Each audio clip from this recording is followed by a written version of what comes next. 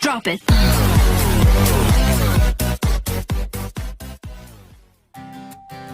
Hello students, how are you? I hope you all will be fine. Welcome to Sharda coaching academy, जिथे आपण English शिकतो खूप सोप्या भाषेमध्ये. तर विद्यार्थी मित्रांनो, आता तुम्ही 8वीच्या वर्गामध्ये गेलेले आहात. त्यामुळं आपला इंग्लिशचा 8वीचा सिलेबस कसा आहे ते आज आपण पाहणार आहोत. आपल्या 8वीच्या वर्गासाठी एकूण 4 युनिट दिलेले आहेत. त्यापैकी पहिल्या युनिटमध्ये 4 टॉपिक, दुसऱ्या युनिटमध्ये 5 टॉपिक, तिसऱ्या युनिटमध्ये 4 टॉपिक आणि चौथ्या युनिटमध्ये सुद्धा 5 टॉपिक आहेत. तर एकूण आपल्या 8वीच्या सिलेबससाठी 18 टॉपिक देण्यात आलेले आहेत. तर आज आपण आपल्या सिलेबसची माहिती घेऊया. कोणते टॉपिक कशा स्वरूपाचे आहेत, एकूण कविता किती दिलेल्या आहेत, कशा दिलेल्या आहेत, कोणकोणत्या दर्जेदार लेखकांचे लेख आपणाला दिलेले आहेत, हे आज आपण शिकून घेऊया. So let start unit first. विद्यार्थी मित्रांनो, पहिल्या युनिटमध्ये आपल्याला एकूण 2 पोएम्स आणि 3 लेसन दिलेले आहेत. C 1.1 first poem, be the best. आपल्याला बी द बेस्ट म्हणजे सर्वोत्तम व्हा ही कविता डगलस मॅलोच यांनी दिलेली आहे.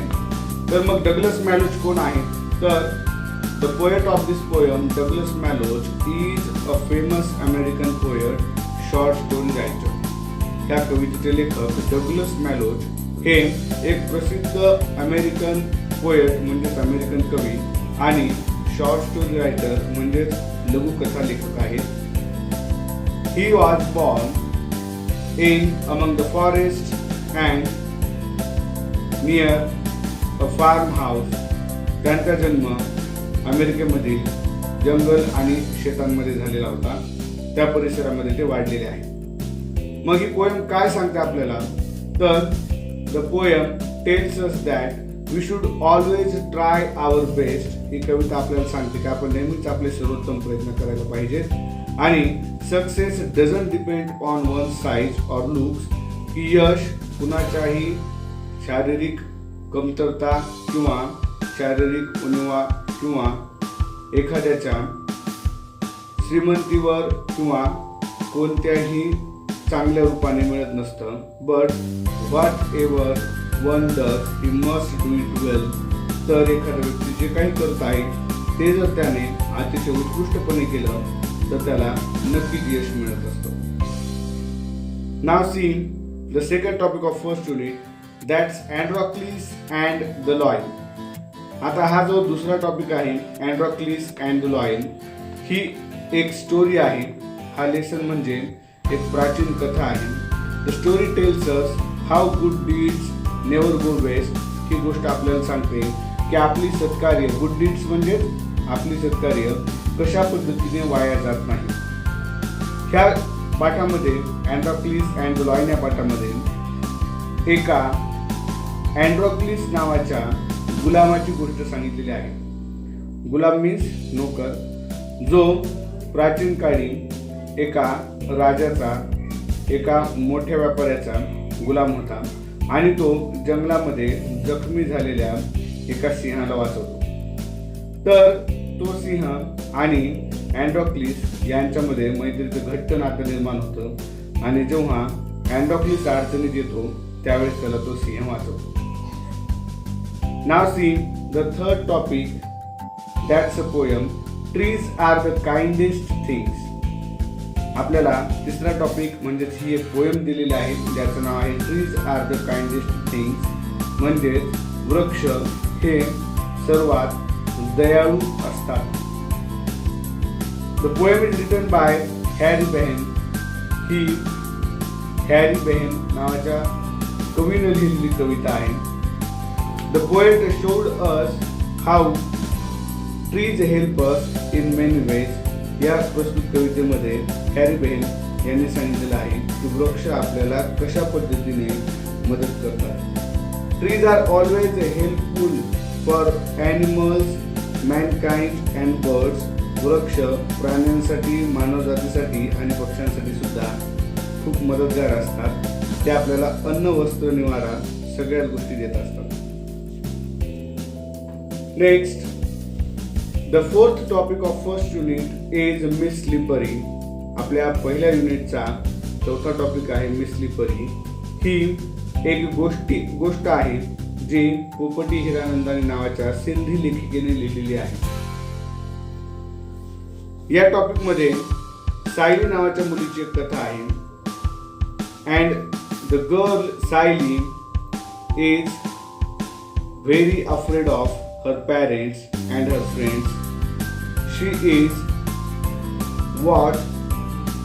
constantly fighting between her mother and father. तिच्या घरी होणारे नेहमीच तिच्या वडिलांचे भांडण ती पाहत असते. But when she meet a new teacher, पण जेव्हा ती एका नवीन शिक्षिकेला भेटते, her fear overs, तिची भीती निघून जाते. She gives Saily a smile. ती सायली नावाच्या मुलीच्या चेहऱ्यावर स्मित हास्य देते आणि आता तिने तिच्या सर्व समस्यांवर मात केलेली असते. नाव सी युनिट 2. आता युनिट 2 पाहूया आपण. युनिट 2 मध्ये पहिली पोयम ट्राय अगेन दिलेली आहे, जी की विल्यम एडवर्ड हिक्सन यांनी लिहिलेली आहे. ट्राय अगेन मीन्स पुन्हा प्रयत्न करा. तर ह्या पोयम मधून कवीने काय सांगितलेलं आहे? The poet tells us to try again and again until we achieve success. ह्या कवितेमधून कवीने आपल्याला अतिशय सुंदर रीतीने सांगितलेलं आहे की ट्राय अँड ट्राय अगेन, पुन्हा पुन्हा प्रयत्न करत राहणं गरजेचं असतं. अनटिल वी अचीव सक्सेस, जोपर्यंत आपल्याला यश मिळत नाही. Next, the second topic of unit 2 is the house builder. दुसऱ्या युनिटमधला दुसरा टॉपिक आहे हाऊस बिल्डर. या टॉपिकमध्ये in this topic there is a story about a house builder who was working very hardly in the whole life, but in the last he neglect his work. ह्या गोष्टीमधून आपल्याला एका house builder म्हणजेच घर बांधणाऱ्याची कथा सांगितलेली आहे, जो की आयुष्यभर चांगलं काम करतो, पण शेवटी तो निकृष्ट दर्जाचं काम करतो आणि त्याचा परिणाम म्हणून त्याने निकृष्ट रीतीने बांधलेलं घरच त्याला मिळतं. Now see the third topic is the little river. दुसऱ्या युनिटमधली तिसरा टॉपिक आहे the little river which is a poem, जी की एक कविता आहे. द लिटल रिव्हर म्हणजेच ती छोटी नदी. ही कविता famous Indian Bengali poet Gurudev Rabindranath Tagore यांनी लिहिलेली आहे. तर गुरुदेव रवींद्रनाथ टागोर यांनी नदीच्या वेगवेगळ्या परिस्थितींमधील वेगवेगळ्या मूडचं सुंदर चित्रण या ठिकाणी रेखाटलेलं आहे. एखाद्या मुलीप्रमाणे त्या नदीचा स्वभाव कसा बदलत जातो हे गुरुदेव रवींद्रनाथ टागोर यांनी या पोएममधून सांगितलेलं आहे. Now see the fourth topic of our second unit is that's excuse a skit. या ठिकाणी एक्सक्यूज म्हणजेच सबब किंवा कारण सांगणारे एक स्किट, एक छोटे नाटक दिलेले आहे, ज्यामध्ये in which there is a boy called Ritesh. एक रितेश नावाचा मुलगा आहे. And he always make excuses to stay away from punishment. जो शिक्षा चुकवण्यासाठी कशा पद्धतीने वेगवेगळ्या एक्सक्यूजेस सांगतो, वेगवेगळ्या सबबी सांगतो, हे या टॉपिकमध्ये सांगितलेलं आहे. Next, the fifth topic of unit 2 is a heroine of the sea. दुसऱ्या युनिटचा 5वा टॉपिक आहे a heroine of the sea. That's a story, आणि ती एक गोष्ट आहे. A heroine of the sea हा टॉपिक आपल्याला एका शूर मुलीची कथा सांगतो. There was a brave girl whose name was Grace Darling and she was living with her father at a lighthouse on the Rocky cost of England. आणि जी आपले वडील जे की एक लाईट हाऊस कीपर आहेत, त्यांच्यासोबत इंग्लंडच्या एका खडकाळ प्रदेशावर बांधलेल्या उंच लाईट हाऊसमध्ये राहत असते. In the middle of the night she watches that ship was wrecked. जेव्हा मध्यरात्री तिला असं लक्षात येतं की त्या लाईट हाऊसपासून जवळच एक जहाज फुटलेलं आहे, तेव्हा ती तिच्या वडिलांसोबत एक छोटी बोट घेऊन जाऊन त्या लोकांना वाचवते. नाव C unit 3. In the third unit, the first poem is poem Why. Why means का. The poem is written by anonymous poet. हे एका निनावी कवीने लिहिलेली कविता आहे. The poet describes many questions of a child. ह्या कवितेमधून एका मुलाचे अनंत प्रश्न दर्शवण्यात आलेले आहे. जो मुलगा व्हाय दिस व्हाय दॅट असे प्रश्न नेहमी विचारत असतो. The second topic of the third unit is song of songs. तिसऱ्या युनिटचा दुसरा टॉपिक आहे सॉन्ग ऑफ सॉंग्स म्हणजेच गाण्यांचेही गाणे. The story tells us about the purity of music. ही कथा आपल्याला संगीत क्षेत्राच्या शुद्धतेबद्दल आपल्याला कथन सांगते. ह्या स्टोरीमध्ये एम्परर अकबर आणि संगीतरत्न तानसेन यांचा संवाद सांगितलेला आहे. Then the third topic of our third unit is truth. आपल्याला तिसऱ्या युनिटची तिसरा टॉपिक जो आहे त्याचं नाव ट्रूथ आहे. It is a poem written by Barry Wade. जी की बॅरी वॅडने लिहिलेली एक पोयम आहे. In this poem poet has shown us that how words can injure our heart. ह्या कवितेमधून आपल्याला कवीने असं सांगितलेलं आहे की शब्द कशा पद्धतीने हृदयावर घाव घालतात. The poem also tells us that stones and sticks injure our body, but words work like sword and they injure our heart and mind. ते सांगतात की काठ्या आणि दगडांमुळे केवळ आपल्या शरीराला इजा होतात, पण शब्द हे कायम मनाला आणि हृदयाला आघात करीत असतात. Now see, the fourth topic of third unit is the two gentlemen of Verona. चौथा टॉपिक जो आहे तो व्हेरोनाचे दोन सद्गृहस्थ या नावाने आपल्याला दिलेला आहे. या गोष्टीमध्ये नॅरेटर अर्थात निवेदकाने दोन मुलांचं वर्णन केलेलं आहे. जे दोन मुलं आयुष्यभर संघर्ष करतात, त्यांना आईवडील नसतात. Two boys struggle to save their sister from tuberculosis. हे दोन्ही मुलं त्यांच्या बहिणीला ट्युबरक्युलोसिस म्हणजे TB पासून वाचवण्यासाठी अनेक कष्ट घेतात. They sell newspapers, they polish shoes, they sell strawberries. ते वर्तमानपत्र विकतात, ते बुटांना पॉलिश करतात, तर कधी कधी स्ट्रॉबेरीज सुद्धा नेऊन विकत असतात. नाव see in the fourth unit, the first poem of the fourth unit is the vet. चौथ्या युनिटची पहिली पोएम आहे व्हेट म्हणजेच veterinary doctor. In this poet has shown us the life of veterinary doctor. ह्या कवितेमध्ये आपल्याला कवीने वेटरनरी डॉक्टरचे आयुष्य दर्शवलेले आहे.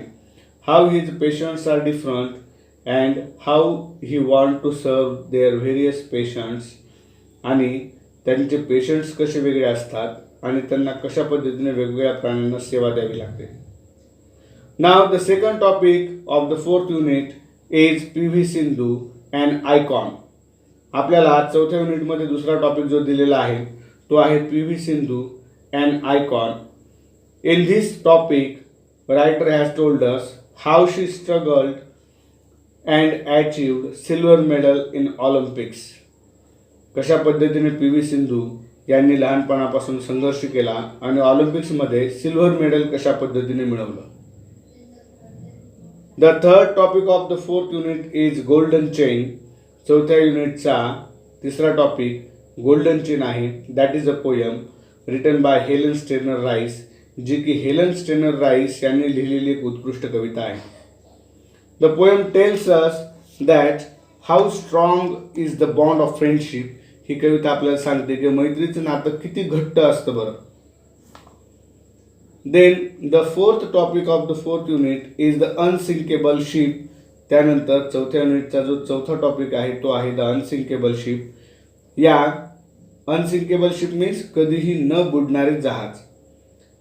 या टॉपिकमधून आपल्याला टायटॅनिक नावाच्या अतिशय मोठ्या महाकाय जहाजाची गोष्ट सांगितलेली आहे, जे की साऊथ हॅम्प्टन पासून ते इंग्लंडला मोठा प्रवास करण्यासाठी निघत असतं.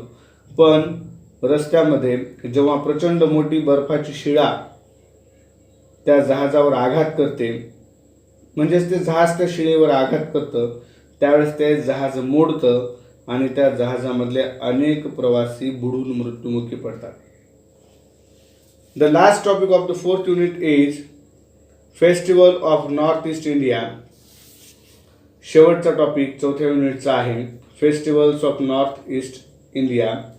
यामध्ये आपल्याला उत्तर पूर्व भागातील कशा पद्धतीने वेगवेगळ्या राज्यांमधील लोक सण साजरे करतात आणि ते वेगवेगळे सण भारताची प्राचीन संस्कृती कशा पद्धतीने जतन करतात हे सांगितलेलं आहे. I hope you might understand the syllabus well. मला आशा आहे की 8वीच्या सर्व विद्यार्थ्यांनी आपला सिलेबस कसा आहे हे चांगल्या रीतीने समजून घेतलं आहे. Now tomorrow we shall see our first poem, Be the Best. Goodbye, see you.